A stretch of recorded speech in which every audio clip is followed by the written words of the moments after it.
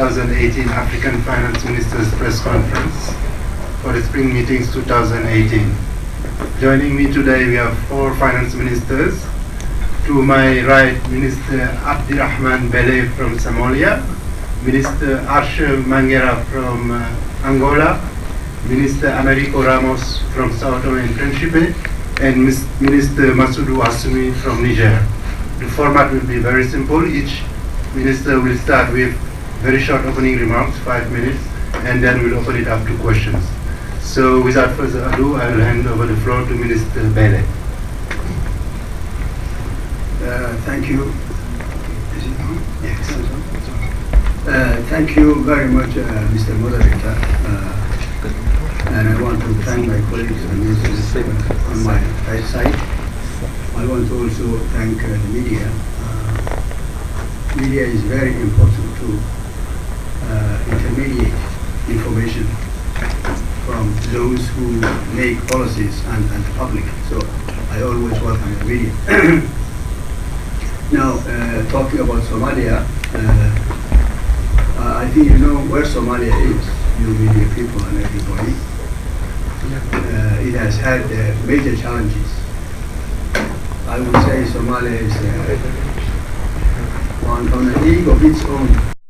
Very happy and we celebrated when we were re-evaluated and reassessed as a fragile state. One important step we thought from failed state to a fragile state. We are now in the process of normalizing our relations, coming back to international community of nations as a productive and useful member of the international community.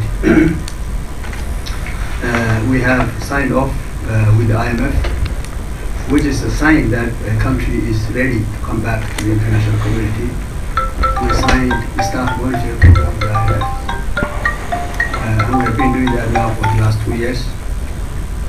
You know S&P, it's a very, very, very challenging road to recovery. And we have finalized the first one, S&P 1, S&P 2, just concluded S&P 2, and the verdict and the assessment was very satisfactory, and we are very pleased. Some of you may have been in our roundtable the day before yesterday. And we are now discussing the elements of the third S&P. The third S&P, which we think will be the last S&P. We want to take the hardest courses so that we can graduate next year. So we have come a long way, Now, I would say 2 or 3 items that are very important for us. Number one, my government, the government I am a member of, is totally determined, and actions speak louder than words. Determined to trust and to regain the trust of our people so they can help us finance our activities. That means paying taxes for people who have not paid taxes for 27 years. So asking questions of why do you need to take my money? We have a lot of work to do, and we have done a lot already. We also want to gain the trust of the international community so we can be trusted with funds and the support that the international community has been giving us, both Africans, non-Africans, and the international community. So we need to establish our systems in place so that our systems will be credible. That's one issue that we're working on. The second issue is to make sure that we go through the system put in place by the S&P 3, as hard as they are. We are also determined to go through this. And the fourth element, the third element is for us, meanwhile, to ask the international community to provide some pre-arrears clearance programs. Now that we have been tested twice and we have come through twice, we need to also ask the international community to assist our community, our people.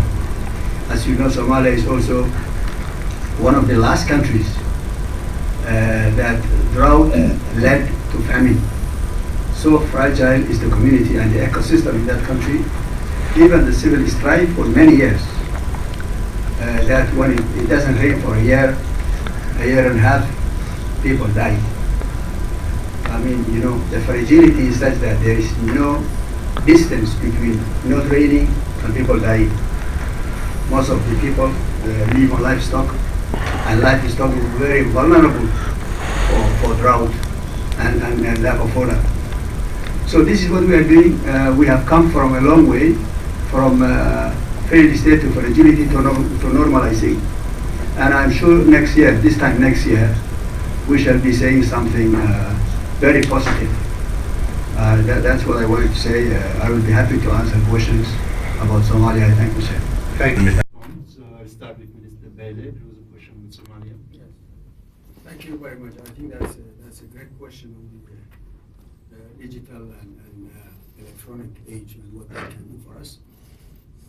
As I said in my initial remarks, despite all the problems that we had, I think there are a fresh start for us on everything, including printing the Somali shilling for the first time in 27 years.